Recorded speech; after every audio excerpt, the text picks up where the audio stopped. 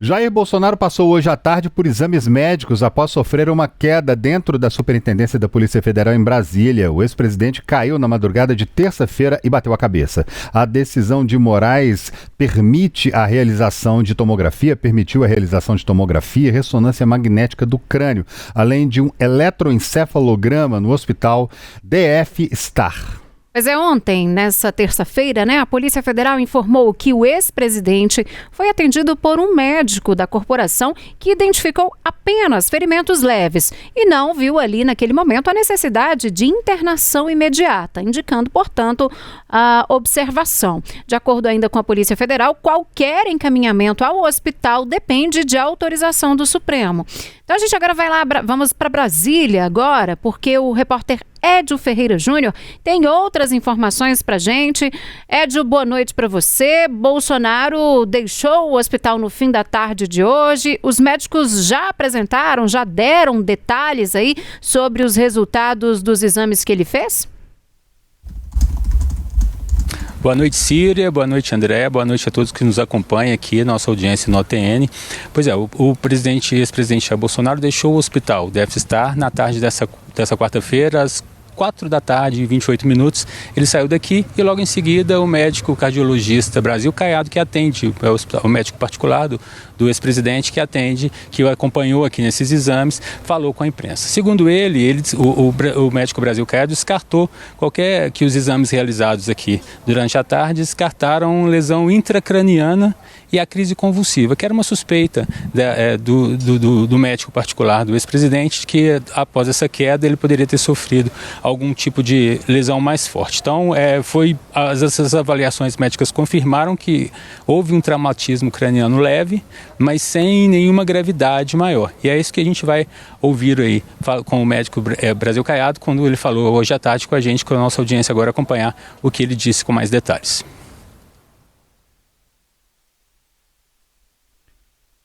Temos a entrevista, ela aí. O presidente foi submetido a uma tomografia do crânio, uma ressonância magnética do crânio e também, como investigação complementar, um eletroencefalograma, porque num primeiro momento houve uma suspeita de uma crise convulsiva.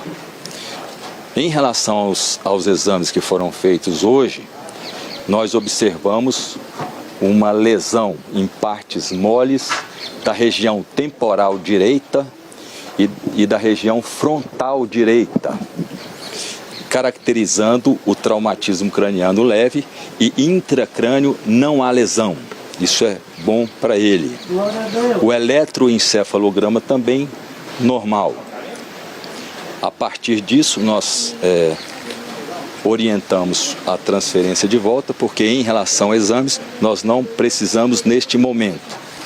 E aí sim gera uma outra dúvida, o porquê deste quadro. Porque em todas as nossas pesquisas médicas e avaliações clínicas, a gente tem o dado clínico e depois o dado complementar. Mas é sempre importante nós sabermos da origem do problema.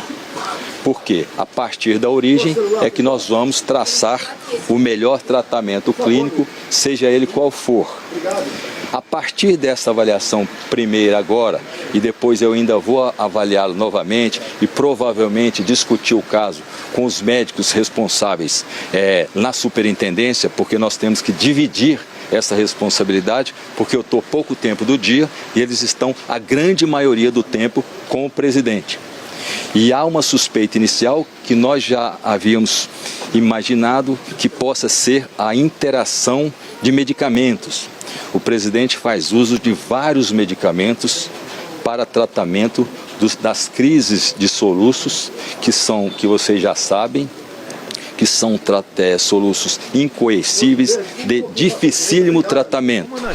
Bom, tivemos aí a fala, do médico que cuida mais de perto do ex-presidente Jair Bolsonaro, dizendo que os exames mostraram uma lesão aparentemente superficial aqui no lobo temporal, aqui ao lado da cabeça do ex-presidente, que isso pode ter acontecido, essa queda que ele sofreu enquanto está detido na Superintendência da Polícia Federal em Brasília, pode ter acontecido por causa de uma interação medicamentosa, ou seja, uma mistura de medicamentos que pode estar deixando o ex-presidente, de certa forma, meio grogue, meio tonto ali, e por causa disso ele pode ter sofrido essa queda. Desde ontem para hoje, muita gente se perguntando sobre a saúde do ex-presidente, como é que ele está. Ô Ed, inclusive a gente viu ali na imagem, né, Ed, que estavam também ali ao lado do médico enquanto ele dava entrevista, estão lá o filho dele lá, né, o Carlos Bolsonaro, e logo atrás a Michelle. Parece que logo depois a Michelle também falou com a imprensa ali, né, Ed?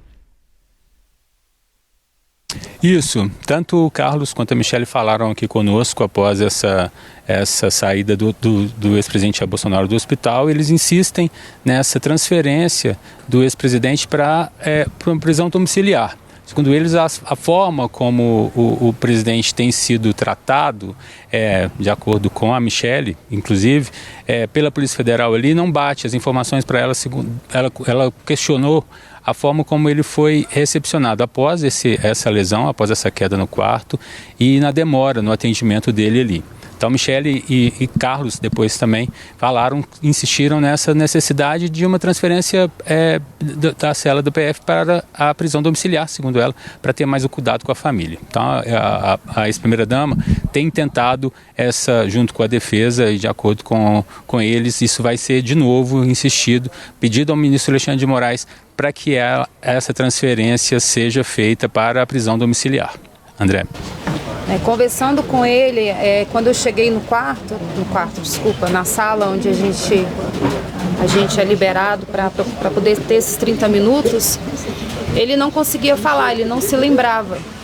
Eu perguntei para ele, foi pela manhã? Porque ele tem uma pequena janela. Ele falou, eu acho que não, porque ainda não tinha luz do dia. Então a gente não sabe se foi já amanhecendo ou se foi à noite na madrugada. A gente não sabe o tempo certo. Ele teve muita dificuldade, a gente não sabe se ele estava dormindo, levantou sonolento para ir ao banheiro e na volta caiu, porque eu fiquei sabendo que tem um degrau do quarto para o banheiro, a gente não sabe exatamente.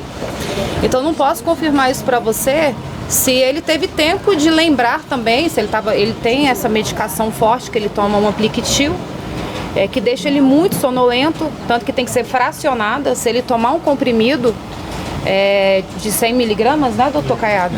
Ele fica o dia todo deitado, ele não consegue interagir com você, então é fracionado. Então ele não fica 100% bem. Então não sei se ele lembrou também que ali tinha uma campainha para ele poder pedir ajuda. O Jair é uma pessoa que ele já acostumou a conviver com a dor, desde 2018. Por 3 vezes dentro do hospital, eu vi ele pedindo para Deus levá-lo, porque ele não aguentava a dor que ele estava sentindo por conta do intestino. Então ele já se acostumou, ele já está nessa zona de sofrimento. E eu acho que isso é até para ele trabalha o subconsciente dele para ele poder continuar vivo. Ele já ligou esse modo sobrevivência. Então ele é uma pessoa que ele não gosta de incomodar. Eu estou casada com ele há 18 anos, eu sei que ele não gosta de incomodar em relação à alimentação. Ele aprendeu a viver do jeito dele. Então a gente tem esse cuidado porque ele tem 70 anos, ele já passou por 9 intervenções cirúrgicas, ele tem várias comorbidades, então a gente sabe que a medicação também é uma medicação que tem fragilizado ele tem essas tonturas. Em casa eu fico sempre ao lado dele. Quando ele levanta, eu já estou ao lado dele, porque eu tenho medo dele cair, ele tem aquela tontura matinal. Então a gente não pode, tem labirintite, a gente não pode afirmar se ele foi negligente. É óbvio que ele não seria com ele mesmo. Mas ele sofreu, de fato, esse acidente ali dentro do quarto. E o que mais me chamou a atenção, porque eu procurei sim. Eu procurei o perito, eu procurei o delegado, eu gostaria de saber exatamente, eu pedi o relatório para a Polícia Federal. Eu gostaria de saber exatamente o momento que foi aberto o quarto dele. E a gente sabe que o quarto dele é aberto às 8 horas da manhã para ele tomar a primeira medicação do dia. Eu converso com o perito coloca no relatório que ele fez os primeiros socorros por volta de 8h40, 9 horas. Então aí ele já perdeu 40 minutos, né? Se abrir o quarto 8 horas, então ele teve que esperar O médico da superintendência chegar às 8h40. Eu converso com o delegado, ele me fala que abriu o quarto dele às 7h20 da manhã. Então não está batendo. Então a gente vê que, pela lei de execução penal, realmente não tem uma agilidade para atendê-lo numa emergência. Aí, portanto, a ex-primeira-dama Michele Bolsonaro falando, né, do estado de saúde ao longo dos anos, desde 2018, quando Bolsonaro levou uma facada, até hoje, as situações que ela enfrenta com ele no dia a dia em casa, como consequência aí, né, dessa facada, falando também sobre o atendimento dele na Superintendência da Polícia Federal. Ed Ferreira Júnior, em relação à superintendência, né, onde o Bolsonaro está preso, na Superintendência da Polícia Federal em Brasília, outro ponto também que chama a atenção e que ele reclamou foi sobre o barulho do ar-condicionado, né? Estava atrapalhando ele dormir, ele disse que não estava bacana aquilo ali. E aí, que decisão que foi tomada em relação a esse assunto, hein?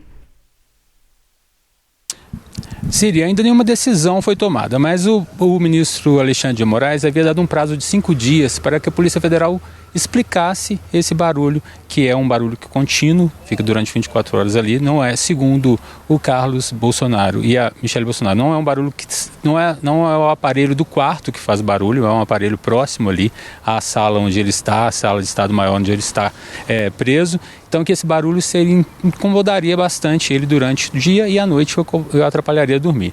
De acordo com a Polícia Federal, não tem como fazer nenhuma correção nenhuma intervenção nesse aparelho de ar-condicionado para que esse barulho seja reduzido ou seja eliminado. Então esse lado da polícia, essa resposta da polícia foi enviada ao ministro Alexandre de Moraes e cabe a ele agora determinar o que deve ser feito ou não em relação a isso. O que a família reclama bastante é sobre essa condição da sala onde ele está, que é uma cela, que é feita uma cela, pelas condições ali. O Carlos disse mais cedo também que a sala fica molhada, eles não têm acesso diretamente à sala onde o ex-presidente está, onde ele fica detido. Eles têm um outro espaço onde as visitas são feitas de até meia hora, onde cada um deles pode visitá-los durante as terças e quintas-feiras, no intervalo de 9 da manhã às 11 da manhã. Também só cada um fica separadamente 30 minutos com o ex-presidente, e ali eles reclamaram que a sala não teria condições, ela fala aí nesse áudio, inclusive, que tem teria um degrau ali que foi reportado que, de acordo com essa medicação, ele tem essa sonolência, essas tonturas, isso poderia atrapalhá-lo ali, pode ter feito cair. Então, foi questionado aqui também se eles não defenderiam uma transferência dele para a Papudinha, que é uma área da Papuda ali, coordenada pela Polícia Federal, pela Polícia Militar, aqui do Distrito Federal, e que é um espaço onde, por exemplo, está o ex-secretário de Justiça e Segurança Pública aqui do DF, Anderson Torres, e ex-ministro da Justiça.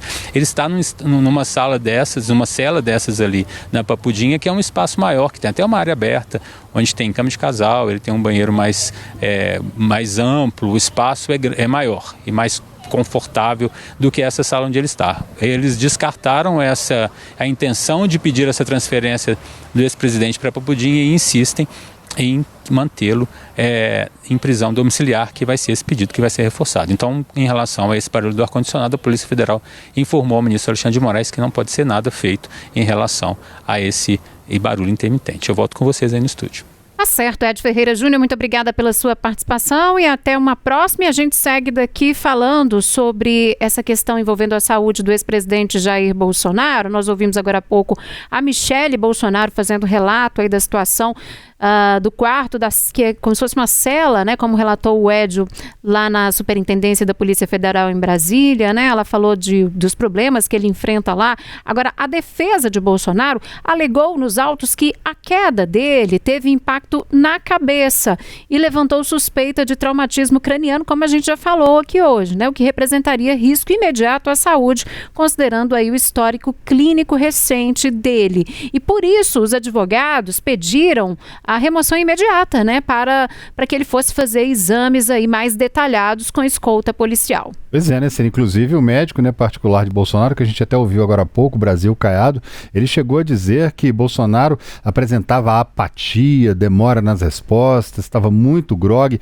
A equipe médica também avaliou aquele possível traumatismo craniano, que vem sendo dito desde ontem por vários apoiadores, né? E uma lesão muito perigosa, um traumatismo craniano, né? E com o risco até de ter convulsões. Apoiadores do ex-presidente, eles insistem em pedir que Bolsonaro receba uma prisão domiciliar. Vamos acompanhar. Ele já é uma pessoa de idade, ele é uma pessoa com vários problemas de saúde, ele era um atleta antes dessa facada, então ele já está pagando um preço muito alto. A gente só faz aqui esse apelo para que ele possa ficar em casa, que a Michelle possa cuidar dele, seus filhos possam cuidar dele, né? Ele possa ficar junto daquelas pessoas que não vão permitir que ele tenha novos problemas que possam até vir a ser fatal. E aí vamos ficar aqui aguardando, né, aguardando que esses exames sejam feitos, e estamos assim apreensivos porque a gente sabe, temos ouvido os médicos têm falado que às vezes um tombo como esse, na hora você pode até não detectar um problema, mas que ele pode se manifestar mais tarde, né, a médio prazo. Então precisamos ficar muito atentos. Eu ouvi vários médicos, tanto o médico do presidente falando pelas redes, o Queiroga, que foi ministro da Saúde, também falando, colocando o risco do que está acontecendo. O CFM também tomando providências. O CFM encaminhou um pedido de diligência por parte do CRM. Bom, ela falou sobre o CFM. Vamos lá, Brasília, conversar com a Luciene Landim. A Luciene que tem mais informações pra gente sobre essa questão, né, Lu? O que você tem de novidade por aí? Olha, Círio, o que aconteceu no dia de hoje? O Conselho Federal de Medicina publicou uma nota, um informativo, determinando a abertura de uma sindicância, a abertura imediata dessa sindicância para apuração das condições de atendimento a que Jair Bolsonaro foi submetido na Superintendência da Polícia Federal logo após essa queda, né? Quando foi detectada essa queda, esse machucado no rosto do ex-presidente. Isso, então, foi assinado no dia de hoje pelo Conselho Federal de Medicina. Mas no final da tarde, ali perto das 6 horas da tarde, o ministro Alexandre de Moraes, do Supremo Tribunal Federal, determinou a anulação de qualquer ordem sobre sindicância e acusou ilegalidade em eventual procedimento desse tipo. De acordo com Moraes, não houve qualquer omissão ou inércia da equipe médica da Polícia Federal, que atuou correta e competentemente, conforme inclusive corroborado pelos exames médicos realizados no dia de hoje em Jair Bolsonaro. Então, uma decisão do ministro anulando qualquer abertura de sindicância para a investigação do atendimento médico que Jair Bolsonaro teve na Superintendência da Polícia Federal. Moraes também determinou que o presidente do Conselho Federal de Medicina, José Iran da Silva Galo, preste depoimento à Polícia Federal em até 10 dias para explicar a conduta que chamou de ilegal do Conselho Federal de Medicina e também para que seja apurada a eventual responsabilidade criminal depois dessa nota, então, determinando a abertura de uma sindicância. Ainda nessa mesma decisão, o ministro do STF deu 24 horas para que o diretor do Hospital DF Star, o hospital a que Jair Bolsonaro foi levado no dia de hoje, encaminhe ao STF, a Suprema Corte, todos os exames, os resultados, os laudos que os médicos realizaram ali esses exames no dia de hoje em Jair Bolsonaro. Então, toda essa documentação que consta no prontuário referente ao dia de hoje deve ser enviada ao Supremo Tribunal Federal em até 24 horas. Essas determinações constam, então, em decisão do ministro Alexandre de Moraes. Essa decisão que foi assinada no final da tarde do dia de hoje, mesmo dia em que Jair Bolsonaro foi submetido a exames no Hospital DF Star aqui em Brasília. Tá certo, Lu. Olha, a família acompanhou hoje o caso ao longo de todo o dia. O filho, Carlos Bolsonaro, e a ex-primeira-dama Michelle foram à Polícia Federal e também prestar apoio, né? Na terça-feira, ainda ontem, ao sair da Superintendência da Polícia Federal, a Michele, né, ela falou com os apoiadores. Vamos ver o que ela disse. Então, nós chegamos aqui, eu cheguei às 9 horas da manhã e não fiquei sabendo o que estava acontecendo com ele. Fica quieto, rapaz! Volta das 10 horas, eu fui comunicado que ele tinha caído. Os médicos fizeram os primeiros socorros. Quando eu entrei, ele estava com hematoma no rosto e tinha tirado um tampo do pé. E a gente não sabia o que tinha acontecido de fato. Ele estava um pouco grogue por conta da medicação, né? Desde abril ele toma essa medicação forte. Então nós solicitamos que ele pudesse ir para o hospital fazer os exames, porque a gente não sabe quanto tempo que ele ficou desacordado, ele não lembra de nada. E a gente queria saber se ele teve algum trauma, se ele teve algum problema neurológico. Pois é, além da Michele, Carlos Bolsonaro disse que o pai estava atordoado exatamente por causa dos remédios que ele tem que tomar. E as dificuldades para ter acesso ao presidente são um problema. A entrada dela foi atrasada porque haviam 2 médicos da perícia da Polícia Federal para averiguar o que havia acontecido. E as informações que a gente teve, que meu pai não falou, porque ele também... complicado falar, mas ele caiu durante a madrugada dormindo, não sabe como aconteceu, não sabe em que momento aconteceu, ele acha que foi durante a madrugada. Então houve toda uma mobilização para quando qualquer jogador de futebol bate a cabeça num jogo de futebol, acho que ele vai para a ambulância e vai para o hospital para averiguar o que está acontecendo. Então o médico pessoal dele fez um laudo em que ficou ali explícito a necessidade de se levar ao hospital, até porque bateu com a cabeça. Inclusive eu acho aqui que eu não quero comprometer ninguém, mas a Polícia Federal também disse algo nesse mesmo sentido. Foi negado anteriormente a prisão domiciliar a ele, alegando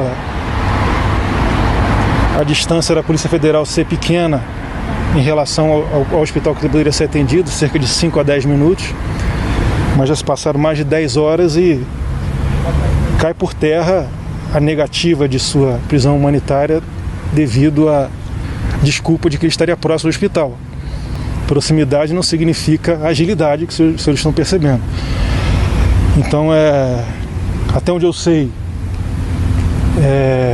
o ministro Alexandre de Moraes foi informado inicialmente pelo médico particular, mas ele não satisfeito, ele solicitou então que a perícia da Polícia Federal se manifestasse. Ela se manifestou, até onde eu sei novamente, com os mesmos indicativos que o médico particular que meu pai indicou. Então ele encaminhou os 2 laudos para a PGR. Os senhores sabem que vai chegando à noite, a pessoa dorme, pode ter um sangramento ali na cabeça dele, pequeno, que isso, com o decorrer do dia, pode se transformar em uma coisa irreversível lá na frente.